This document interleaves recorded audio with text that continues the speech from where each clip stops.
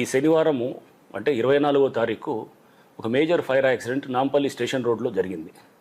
So దాంట్లో ఒక furniture shop ఏదైతే ఉందో వాళ్ళు సెల్లార్లో అంతా కూడా వేల కొద్దీ ఫర్నిచర్ని స్టోర్ చేసి, ఇదంతా కూడా బయట నుంచి వచ్చినటువంటి ఫర్నిచరు, ఆ ఫర్నిచర్ని అంతా కూడా వేల కొద్దీ కుర్చీలు ఇతర సామాగ్రి అంతా కూడా సెల్లార్స్లో వాళ్ళంతా డంప్ చేసి అక్కడ ఎవరైతే కనుక దాంట్లో రెసిడెంట్గా అంటే అక్కడ పనిచేసే వాళ్ళు కూడా దాంట్లో కొంతమంది అక్కడ ఎవరైతే నివాసంగా ఉండేవాళ్ళు అక్కడ ఫైర్ యాక్సిడెంట్ జరగటం, ఆ ఫైర్ యాక్సిడెంట్ తోటి మొత్తం వాళ్ళకి బయటకు వచ్చే పరిస్థితి లేకుండా మొత్తం కూడా ఈ ఎవరైతే లోపల ఉన్నటువంటి వాళ్ళు దాదాపు 5గురు చనిపోవటం కూడా మనం చూసాం.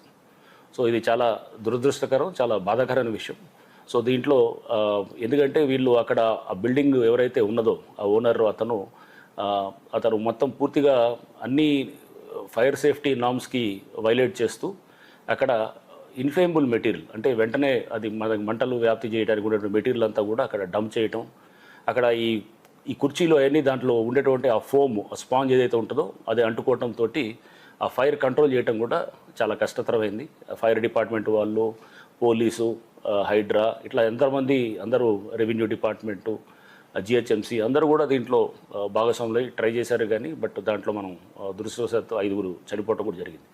ఈ నేపథ్యంలో ఇప్పుడు హైడ్రా అండ్ అట్లానే GHMC and fire department, electricity department, ఇంకా ఇట్లా అందరూ కూడా ఇంకా రెవెన్యూ డిపార్ట్మెంటు అందరం కూడా దీంట్లో ఈ ఇన్సిడెంట్ దీని మీద మేము వెంటనే ఈ ఆడిట్ని చేయాలని చెప్పి నిర్ణయించుకోవడం జరిగింది. ఫీల్డ్ చెక్స్ చేస్తూ ఎవరైతే కనుక ఈ ఫైర్ సేఫ్టీ నామ్స్కి విరుద్ధంగా పెద్ద ఎత్తున కూడా ఇన్ఫ్లేమబుల్ మెటీరియల్ డంప్ చేస్తున్నారో, డంప్ చేసి దాని ద్వారా రేపు ఏంటంటే ఎండేంజరింగ్ ఇది human lives or public safety, ఇటువంటి పరిస్థితులు మనం చాలా చూసాం. చాలా ఫైర్ యాక్సిడెంట్స్లో కూడా ప్రధానమైన కారణం ఏంటంటే అక్కడ ఎలక్ట్రికల్గా ఎక్కడో చోట చిన్న షార్ట్ సర్క్యూట్ అవ్వటం, అది ఆ షార్ట్ సర్క్యూట్ అయిన తర్వాత అక్కడ డంప్ చేసినటువంటి సెల్లార్స్లో కానీ ఆ బిల్డింగ్లో ఏదైతే ఇన్ఫ్లేమబుల్ మెటీరియల్ ఉందో అది అంటుకున్న తర్వాత ఫైర్ అంతా కూడా బిల్డింగ్లకి అంతా మొత్తం వ్యాప్తి చెందటం, తద్వారా దాంట్లో ఎవరైతే ఉన్నారో వాళ్ళ ప్రాణానికి హాని కలిగినటువంటిది ఎన్నో ప్రాణాలు మనం పోవటం చూసాం.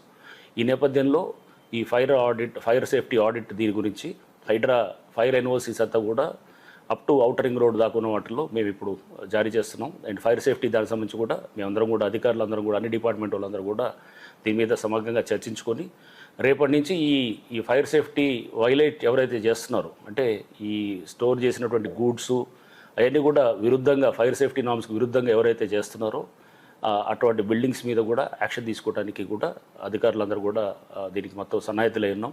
రేపటి నుంచి ఇటువంటి ఎవరైతే బిల్డింగ్స్ వైలేట్ చేస్తున్నట్టు ఉన్నాయో వాటిని సీజ్ చేయటం, చట్టపరంగా సీజ్ చేసి ఆ బిల్డింగ్ ప్రెమిసెస్ని మొత్తం సీజ్ చేయడం జరుగుతుంది.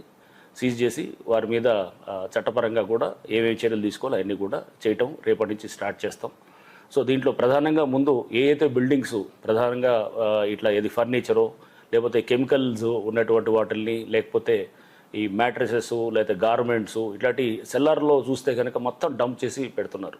సెల్లార్లతో పాటు బిల్డింగ్లలో డంప్ చేసి ఏ చిన్న స్పార్క్ వచ్చినా కానీ అంటుకొని మొత్తం బిల్డింగ్ అంతా కూడా అంటుకోవటం, ఆ పక్కన ఉన్నటువంటి నివాసాలు ఉన్న వాళ్ళకు కూడా చాలా డేంజర్ అనేది అవడానికి ఛాన్స్ ఉంది. కాబట్టి సో ఇది మనం ముందు ఈ ఫైర్ యాక్సిడెంట్స్ని తగ్గించాలంటే కనుక ఈ ఫీల్డ్ ఇన్స్పెక్షన్స్ చేసి తద్వారా వాళ్ళ మీద చట్టపరంగా తీసుకోవాల్సిన చర్యలన్నీ కూడా తీసుకుంటూ బిల్డింగ్స్ని సీజ్ చేయడం అనేది రేపటి నుంచి హైడ్రా ఇతర అధికారులు, జిహెచ్ఎంసీ అధికారులు అండ్ ఫైర్ డిపార్ట్మెంటు అండ్ ఇమీడియట్గా ఎలక్ట్రిసిటీ కనెక్షన్ కూడా డిస్కనెక్ట్ చేస్తాం. అది కూడా ఎందుకంటే ఇది ఆ డిస్కనెక్ట్ చేయకపోతే కనుక అది ఏ నిమిషంలో అయినా ఫైర్ యాక్సిడెంట్ అవ్వడానికి ఛాన్స్ ఉంటుందన్నమాట.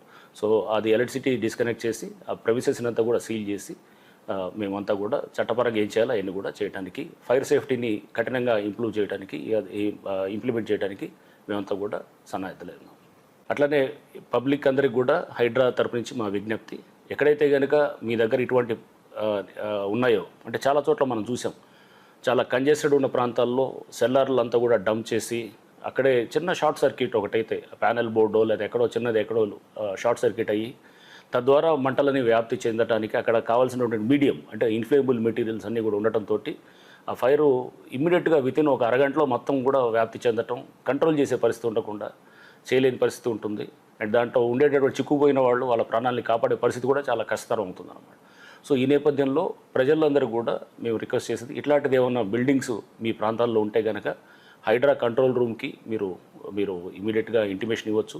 లేతే నాకు కూడా పర్సనల్గా కూడా మా నెంబర్ కూడా మీరు వీడియోస్ కానీ లొకేషన్ని కూడా షేర్ చేస్తూ అది మీరు పంపిస్తే తప్పకుండా అధికారుల బృందం మేము మొదలెడతాము. రేపటి నుంచి మొదలెట్టి ఖచ్చితంగా సీజ్ చేస్తూ ఈ చట్టపరంగా కఠినమైన చర్యలు తీసుకోవడానికి కూడా అందరు అధికారులు కూడా దీనికి సన్నాహితులై ఉన్నాము.